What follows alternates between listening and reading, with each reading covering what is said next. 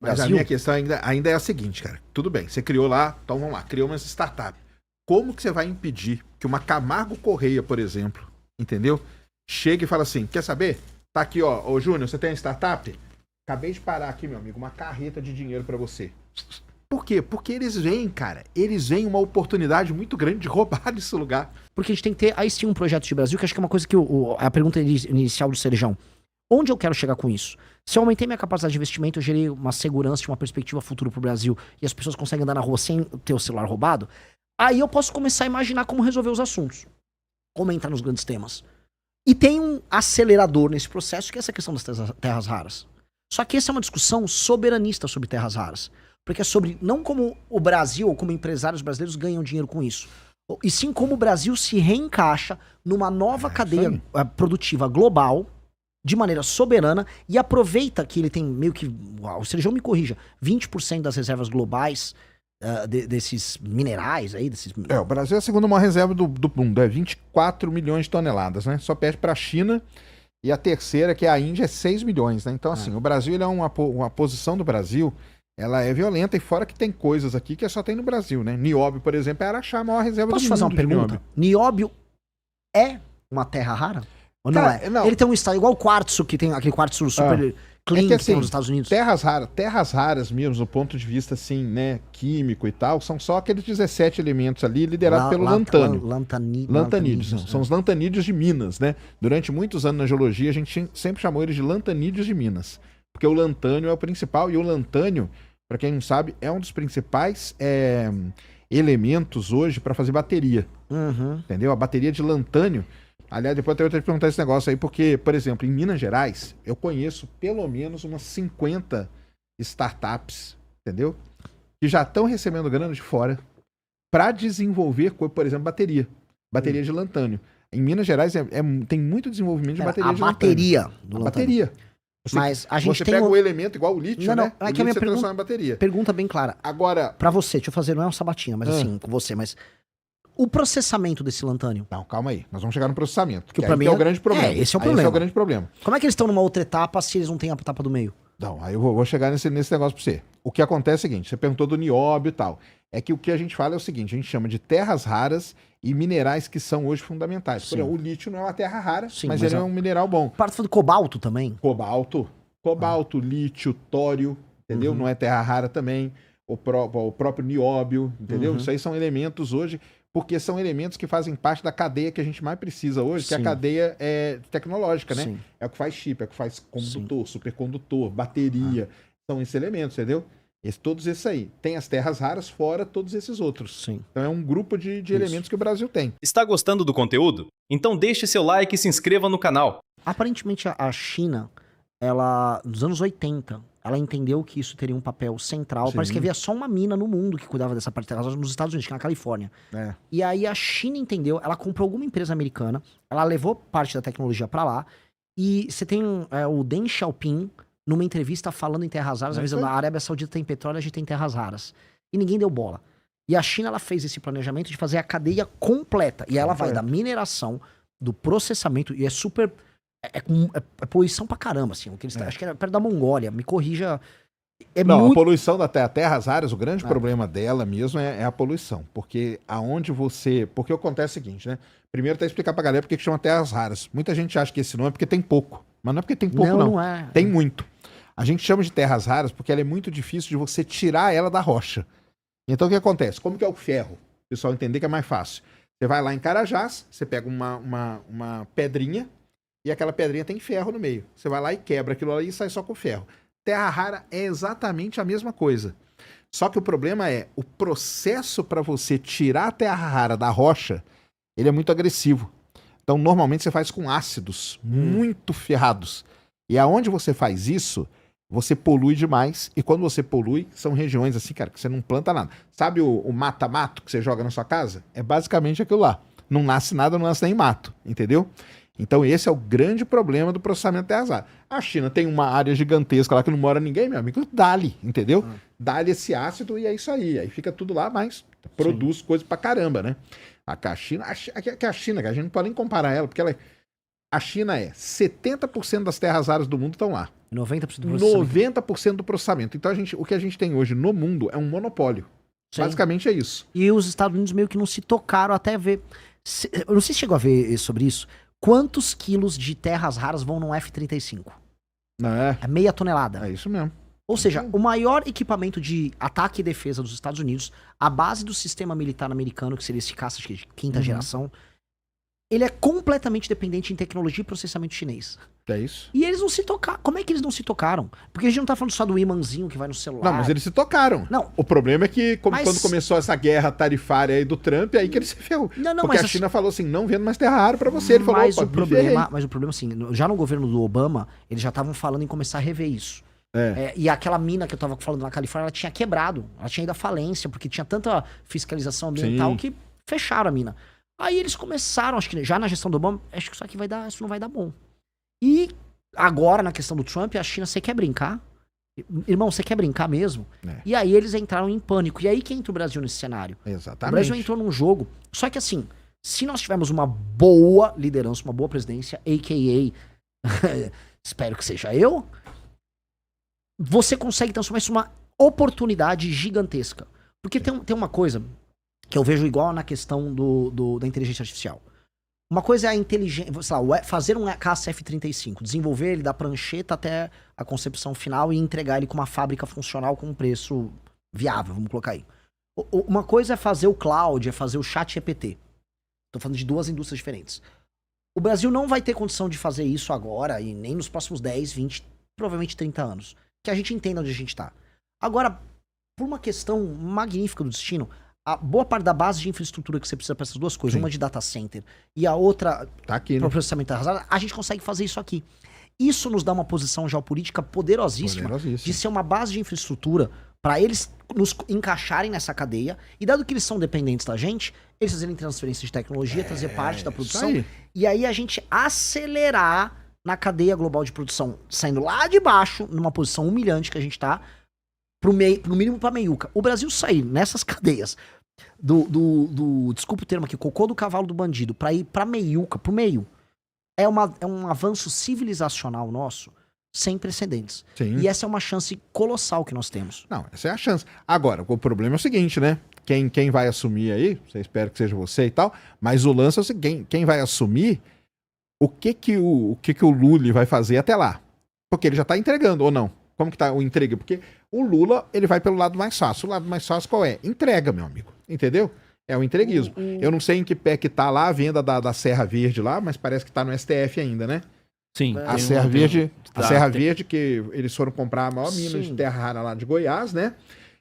Mas eu acho que o STF barrou. Sim, tá com embargo judicial. Tá com embargo ainda. Com uma ação. Então, mas porque se vende... Cara, aí acabou, né? Porque aí você já entregou. Aí como que...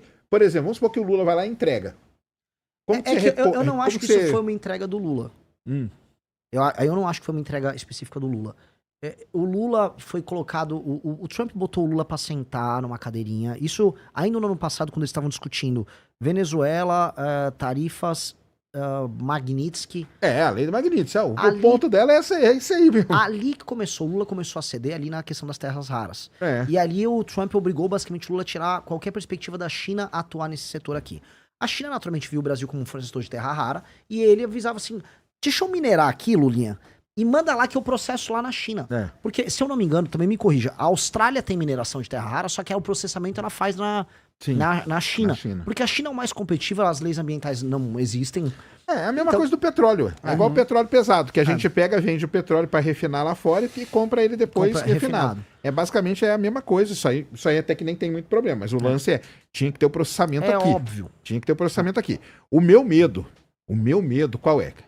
Quando a gente fala de uma indústria pesadíssima que é dessa aí, nós brasileiros aqui, que vivemos aí, todos petrolão e tal, a gente sabe na mão de quais empresas que isso vai cair. Onde vai chegar? A gente sabe na mão de quais empresas que vai cair. Infelizmente. São pior que não é 4 nem, ou 5 empresas que podem fazer Sejam, isso. Assim, sendo bem sincero, houve agora alguns anos atrás, houve uma suposta, todo mundo comemorou a privatização da Eletrobras e alguns marcos que regularam a área de termoelétrica. Você vai ver quem são os donos das termoelétricas. Sendo bem sincero, tem um parente do Kassab que tem uma termoelétrica lá na região sul. Lá no Maranhão tem termoelétrica e tal, também com parente de político. O Centrão ficou dono da geração de boa parte da energia, especialmente com termoelétrica no Brasil. Terras raras, quem está em cima disso é o Centrão em alguns bancos, Sim, alguns bancões brasileiros de investimento, que já... Porque quando eu falo as empresas, a gente sabe. As empresas brasileiras que têm capacidade de fazer isso, a gente sabe. É Queiroz Galvão, Odebrecht, Camargo Correia, porque são as empresas de coisa pesada. Pera, eu não tô nem chegando nesse cara ainda, tô chegando um pouco antes. Porque como que a gente vai... O meu problema todo é... Não, beleza, vamos fazer aqui então, vamos processar a terra rara aqui. Quem que vai processar? Vai ser difícil. Qual empresa que teria... Porque essas Pelo que o empresas Renan falou, tem sempre um intermediário. Tem um intermediário ligado a políticos do Centrão. Tem um agente político ligado Elas são sitiadas pelos políticos, Não, claro, mas que eu não tô nem chegando nessas empresas. Elas estão lá...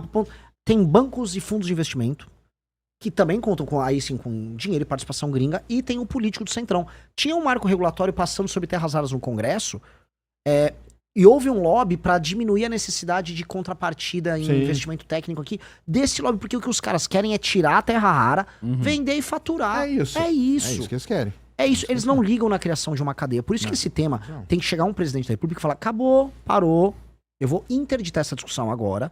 E aí sim, nós temos que ter um marco regulatório e a gente tem que se posicionar geopoliticamente. Porque isso aqui é sobre relação geopolítica. Os Estados Unidos têm que entender. Meu amigo, você tem que fazer um F-35 com terra rara, com os ímãs e tal, extraídos daqui do Brasil, ok?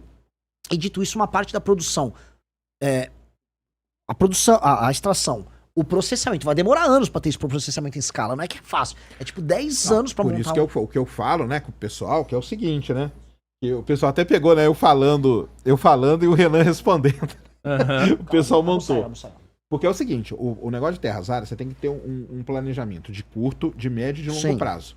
Então tem várias coisas que você pode fazer nesse período aí. Eu falo pra todo mundo, o exemplo maior que eu dou, eu não gosto de dar exemplo nenhum de país que é fora da nossa realidade. Eu dou o exemplo do Vietnã. Ah, eu também. Adoro falar do Vietnã. Porque o Vietnã é um país ferrado, um país que foi destruído pela guerra, e eles têm um planejamento de curto, médio e longo prazo para terras raras dele.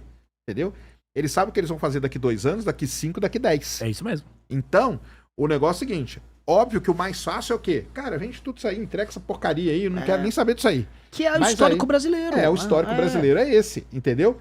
Mas aí, como que a gente, nesse ponto, a gente nunca senta, o que eu brinco com o pessoal é o seguinte, né? Quem tem criança em casa e tem Natal, senta os adultos e aí você pega e dá um prato de macarrão pras crianças ali na mesa de criança. Tem a mesa das crianças. O Brasil, ele tá sempre na mesinha das crianças ali, entendeu? Ah, Brasil, tem terra rara aí? Tá aqui, ó, cara, ó, toma essa grana aqui, ó, e fica quietinho aí na mesinha das crianças, cara, não enche nosso saco não, entendeu? E o lance é esse, entendeu? É isso. E a criança depois diz, amanhã eu tô jogando futebol, olha eu lá jogando na Copa. É isso mesmo. E ainda perde. É isso. Então o lance, cara, esse que é a parada, entendeu? Como tirar, pra mim é isso também. E como tirar da mão dessas empresas que a gente sabe que se elas estiverem aí, são empresas que já são sitiadas pelos partidos, boa parte é do Centrão mesmo, a gente sabe disso, entendeu? Você tá falando que vai ter corrupção igual teve... Cara, imagina, vão ser projetos, cara, que você não sabe nem escrever o número de tanta grana que vai ser. O Sérgio, ele viveu o escândalo do Petrolão, Não, né? eu tava dentro da Petrobras, velho. O escândalo do Petrolão. Eu estava dentro da Petrobras o dia que foram atrás do Cerveró. Conheci o Cerveró pra caramba, eu trabalhava com ele na Internacional. E o maior escândalo lá, que é a Abreu e Lima, né? Abreu e Lima. O Sérgio tava lá também. Bastante também. Então o lance é o seguinte, cara. Pra mim é como tirar da mão desses caras aí. Entendeu? Por exemplo, tá lá, não, vamos fazer aqui e tal. Como que nós vamos fazer? Como que nós vamos tirar da mão dessas empresas que a gente sabe qual é o final da história? Entendeu? Esse pra mim que é um dos grandes dramas que a gente tem. Tomo Coca Zero. Olha que pizza gostosa, viu? Eu tô bem feliz com a pizza. Aí sim. Eu tinha comido. Maravilhosa. Bom, basicamente, Sérgio, você está descrevendo o nosso capítulo sobre terras raras do Livro Amarelo. A gente tá falando de ter um plano de investimento de 20 bilhões. 10 bilhões via BNDES, e entendimento geopolítico de entender com quem nós vamos montar essa cadeia. Não será com a China, porque a China já tem a cadeia dela. E a China, se reeleger o Lula, a China vai querer ver o Brasil subalterno à cadeia dela, exportando no máximo aquele composto que não tem, acho que não tem a separação, né, das terras. Sim, é o óxido, né, que é o do meio ali. O Trump já avisou que mesmo se o Lula ganhar, não vai acontecer, que aqui é a zona de interesse americano. E aí, se o Lula não coopera, o Trump vai simplesmente falar, vou botar umas empresas aí, bota teus parceiros políticos pra ganhar uma grana e manda isso pra cá. E pode anotar, vocês vão ver Joesley Batista, que não tem nada a ver com isso, sendo um dos agentes mais importantes nessa área. É o Joesley. O Joesley é um dos maiores, vamos dizer, prospectores de terras raras que tem no Brasil. Qual é a função do Brasil nesse jogo? E aí eu tô botando pra roda aqui pra todo mundo discutir, porque esse tema é central. O Brasil depende muito da China. Dito isso, essa questão das terras raras são uma das grandes oportunidades da gente dar um salto civilizacional. Os Estados Unidos estão dependendo da gente, não só eles. O Japão depende muito. Sim. Quer outro que depende? Taiwan, pros chips. Índia depende, mesmo que ela também tenha terras raras, e ela tem tecnologia de processamento, não completa, mas tem. E Canadá, etc. Nós temos assim, existe uma cadeia paralela da China para você criar uma indústria deste século que vai, em grande medida, depender do Brasil. Logo, o que nós temos que colocar na mesa é o papel do Brasil é de protagonista nessa cadeia. Isso. Para fazer todos esses investimentos pra gente começar, da mineração ao processamento, eu acho que seria coisa de 10 anos, é isso que a gente conversou com o time. Coisa de 10 anos para você fazer isso, é investimento, seriedade, várias empresas para essas áreas e investimento aqui no Brasil em formação de capital humano, para a gente poder ter nossa própria tecnologia, por exemplo, de processamento limpo em algumas áreas. Me falaram, depois o pessoal dá um Google, tem uma iniciativa que chama Magbras, que eles já estavam fazendo tecnologia de processamento para alguns desses são magnéticos, disprósio, neodímio. Então eles já estavam conseguindo, aqui no Brasil, a gente tem que desenvolver isso virar startups, e aí essas empresas terem, vamos dizer, contratos garantidos com as mineradoras, que sejam as gringas até, que venham se instalar aqui, para isso financiar o surgimento de uma cadeia brasileira, com tecnologia brasileira nisso. E, paralelamente, o ímã sendo feito aqui, aí exigir como contrapartida as fábricas de bateria aqui. Só que o Serjão, pelo amor de Deus, isso aqui não é uma área minha, eu tô só falando com quem eu conversei. Tem 3 propriedades especiais aí, terras raras. Um é a magnética, um é de catalítico, que eu realmente não sei. Isso. E a outra é processos. De luminescência, tem outras, térmica também. Então, por exemplo, o pessoal não sabe, mas pra você fazer um alto forno, pra você derreter o ferro pra virar aço, você tem que pôr terra rara naquele alto forno, porque ele faz com que a temperatura de derretimento do forno vá para tipo 8.000 graus, ou seja, ele não vai ser derretido. Porque o que o pessoal não entende é assim, não, mas o que eu faço com a terra rara? A terra rara, ela entra para fazer ligas. Então, por que o F-35 usa tanto? Porque ele precisa de ligas que resistam à pressão, tem que ser aerodinâmica, resista à temperatura, entendeu? Muito à temperatura. A turbina usa pra caramba também, né? Oi? A turbina dele é um turbina usa. Então, tudo que depende disso, você coloca ali um pouquinho de terra, um pouquinho de terra rara ali, um pouquinho ali, assim vai. Posso dar um exemplo que eu vi, que é brilhante pra explicar? A terra rara é a nova especiaria. Lembra que os portugueses pegavam o barco pra ir buscar? E o que é o lance da especiaria que eles iam buscar nas Índias? É um temperinho que você botava na comida. É isso mesmo. Aí explicando de maneira didática. É um temperinho que você botar numa liga com cobre pra fazer não sei o quê, pra colocar num ímã. É isso. E, a gente tá muito bem posicionado nisso. Então, pra gente falar num projeto de 40 anos, a gente tá fazendo componentes do próximo F-35 aqui no Brasil. Mas a minha questão ainda é a seguinte, cara. Tudo bem, você criou lá, então vamos lá, criou uma startup. Como que você vai impedir que uma Camargo Correia, por exemplo, entendeu? Chegue e fala assim, quer saber? Tá aqui, ô Júnior, você tem uma startup? Acabei de parar aqui, meu amigo, uma carreta de dinheiro pra você. Entendeu? Que é o que os caras fazem. Os caras fazem isso, entendeu? Tem dinheiro dos caras nos negócios, cara, que eles sabem que vão vingar. É lógico, cara. E por quê? Porque eles veem, cara, uma oportunidade muito grande de roubar nisso aí. É muito grande a oportunidade de roubar, cara. Assim, eu acho que se a gente continuar trabalhando Como que protege? Se a gente continuar operando apenas na lógica atual de Brasil, em que você não tem marco regulatório que impeça, por exemplo, corrupção pura e simples nesses contratos que envolvem recursos naturais, realmente nem vai ter a cadeia aqui. A real que vai acontecer, a gente volta pro passo inicial. Se brincar, até tem a cadeia, porque os caras vão ver. Sabe o que vai acontecer? Mas qual? Você acha que a Câmara de Comércio não vai fazer ímãs? Hã? A Câmara de Comércio não vai fazer ímãs. Ela não vai fazer imã, cara, mas ela vai comprar uma empresa. Ela vai chegar pro Júnior e falar, Júnior, tá aqui, ó, cara, um caminhão de dinheiro aqui pra você, cara, você agora é meu. E ela engloba aquilo lá pra dentro dela, cara. Entendeu? Assim, porque essas empresas. A Camargo Correia entende furar posto de petróleo? Não, cara. Mas ela fazia broca, ela fazia coisa. Não é que ela fazia. Ela foi lá e comprou as empresas que faziam broca e se instaurou dentro da Petrobras pra roubar pra caramba. O problema é o roubar pra caramba. É. Assim, esse mercado no mundo todo não tem tantas empresas. Na China são empresas que têm o governo chinês como sócio. Sim, mas aí é porque isso. E mas o governo chinês está como sócio. Mas aqui não vai ser, né? Aqui não vai ser com o governo chinês como sócio. Não, aqui agora, o governo Lula acabou de tirar a Terrabras, né? Não vai, o problema da Terrabras, a gente entraria em outros problemas que acabam gerando Camargos e Correias também. Sim, não, mas o Terrabras parece que ele vetou, né? Vetou. Não, o Congresso também não estava muito a favor da Terrabras, não. Né? O problema todo, quando a gente olha essa discussão toda marcos regulatórios que envolvam, para além da questão das terras raras, que envolvam corrupção pura e simples, envolvam você comprar um agente dentro de uma empresa pública ou uma pessoa dentro de uma agência regulatória. Isso tem que ser brecado. Porque, por exemplo, e o cara tem que ser muito preso. Eu não gostei de você falou do tal do BNDES, cara. Porque pra mim o BNDES foi um dos principais responsáveis pelo petrolão na época lá. Mas entendeu? Vamos colocar aqui. Pra mim, a primeira coisa que fazia era acabar com os BNDES, tá, mas cara. Quem financiaria isso aqui? Aqui? Não, aí tinha que arrumar, né? Não arrumar quem? Mas o BNDES, cara, o problema do BNDES é porque o BNDES já tá sitiado, cara. Na prática, o BNDES, depois que ele foi saneado, ele não tá apresentando grandes problemas hoje em dia.